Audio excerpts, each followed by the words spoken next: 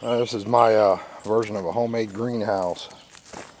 This thing is it's 12 foot wide and it's 48 foot long. This side over here at the bottom I got it open, and the way I built this thing was I used cattle panels. And cattle panels are like what you see on this shelf right here, where these plants are, these onions are, is just a wire fence like that the farmers use. There's one down here on the ground too. It's just laying there, 16 feet long, 4 foot wide. And what I did was I come in and I set these poles 12 in rows, 12 foot apart, from the left side to the right side. Then I took and I had some angle irons. Why I used it, but you could use a 2x4 and a 2x6. Put the 2x4 right underneath the 2x6, like right there, and that'd give you the same lip to set the cattle panels on. They're just sitting on that lip right there.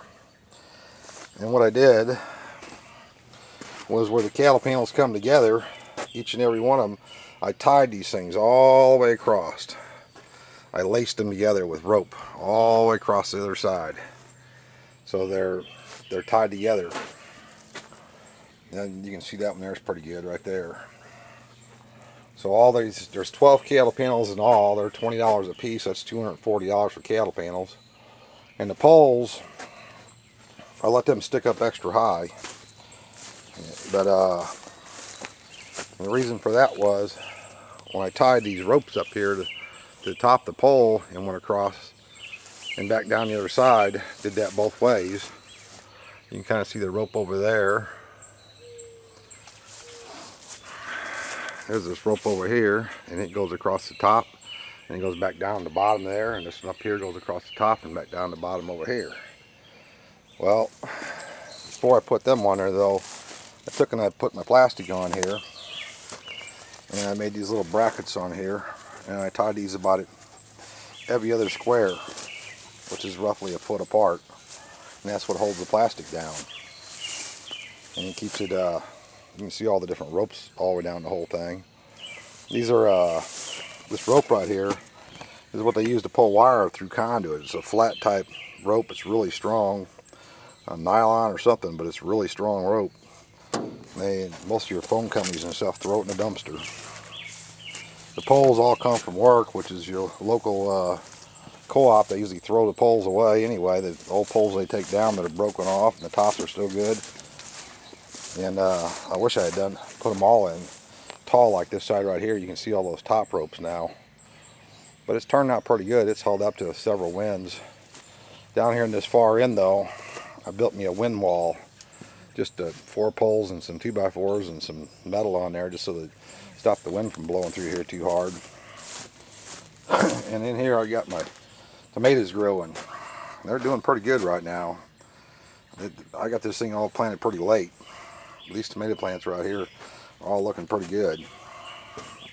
There's some I started out here from seeds, and they're starting to catch up. They're starting to turn pretty green now. But I'll have about 20 tomato plants when I'm done. And here's some more. These are all potatoes growing in buckets. Growing all this stuff in buckets this year. Here's some, I believe this is my broccoli. I got started, and I'm going to transplant them into buckets. And I got some cabbage right here. It's going to go into buckets when they get bigger. And here's more potato plants. They're all growing in buckets. A few of them don't look too good, but some of them look really good. And it's been kind of a learning experience. I got more potatoes I planted in here, and they're just starting to come up. Just a few of them just starting to pop up out of there. And the onions down here, they're doing pretty good. Big thing is make sure you keep them watered. You know, they got to have plenty of water. You don't want them to dry out. But the onions are doing really good there. Something got in there and ate that one off. I did that. Anywho, I just thought I'd show you what my greenhouse looks like. I got me a cow shocker right here. And 2 little wires run around the bottom right there. What that does is it keeps them squirrels out of there. They come in there when they're digging all my pots. It runs around all around the outside over here, and keeps them out of there pretty good. And down at the bottom of here, I just took a piece of plastic pipe and stuck it in there, as you can see, and I just folded the plastic back, pulled it around right there, and it keeps the wind from blowing it out, you know, gets caught by the wind. You can see at the bottom where it's kind of like doubled up. And I'm not done with it, but just to give you a good idea how to build a pretty inexpensive greenhouse. I already had the cattle panels, had all the wood already, and had all the poles. The poles were free. The only thing I had to buy was $40 worth of plastic, and this was one roll of plastic, 20 foot by 50 foot. And I just rolled it out, cut it off the 15 foot way, 50 foot way. It's 16 foot 8 inches, and I had 3 pieces, enough to do this whole greenhouse. But anyhow, good luck, and maybe you guys can use this idea. It seems like it's holding up pretty good to the weather and everything, and the wind and everything. Don't seem like it bothers it too much. It's got plenty of support for the plastic. Give her a whirl. Build it any length you want to build it. The poles this way run about 10 foot apart, and the ones from side to side, you're talking 12 foot. And it makes a plenty big greenhouse. You can walk right in there, no problem at all.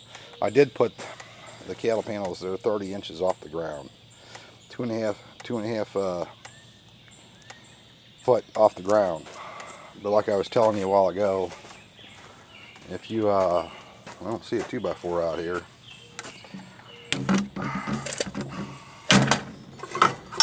But if a person would, instead of buying metal, they would just take and they would set themselves a 2x4 right below this 2x6 right here. That would give you the shelf you need to set your cattle panels on. You wouldn't need the angle iron, and you know, it'd be a lot cheaper. But anyway, thanks for your time and thanks for watching.